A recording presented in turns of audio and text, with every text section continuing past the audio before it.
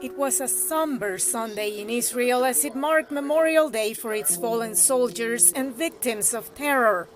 Across the border, displaced Palestinians heeded evacuation orders ahead of Israel's planned expansion of its military operations against Hamas in Rafah, the southern city in Gaza. What is happening on the other side of the world is also strongly resonating on the campaign trail in the United States. Republican presidential candidate Donald Trump brought up the Israel-Hamas war when addressing a crowd of almost 100,000 of his supporters Saturday in Wildwood, New Jersey. There would have been no war in Gaza with me in the White House. When I was president, we had peace in the Middle East like never before. Trump and other Republicans have strongly decried the Biden administration's recent decision to pause certain bomb shipments to Israel in the context of unfolding events in Rafah.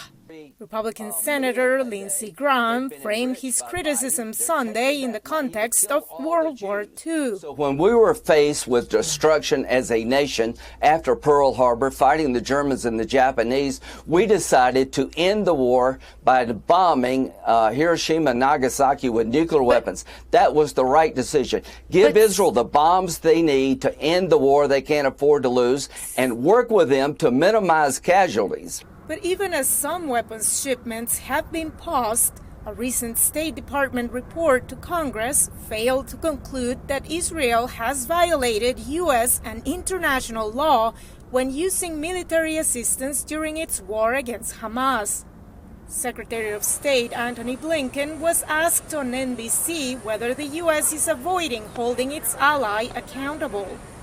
No, we don't have double standards. We treat Israel, one of our closest allies and partners, just as we would treat any other country. And when we can reach definitive conclusions, we will. But it's very difficult to do that in the midst of a war. Progressive Independent Senator Bernie Sanders, who aligns with Democratic opposition to Israel's conduct of the war, told NBC that in his view, Israel should not be receiving another nickel in U.S. military aid. 35,000 Palestinians dead and 77,000 wounded, two-thirds of whom are women and children.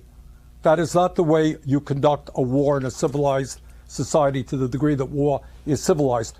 It is expected that Joe Biden, who has so far been able to strike a balance between his re-election bid and his official duties as president, will face new challenges this coming week by congressional Republicans over the pause of some military transfers to Israel.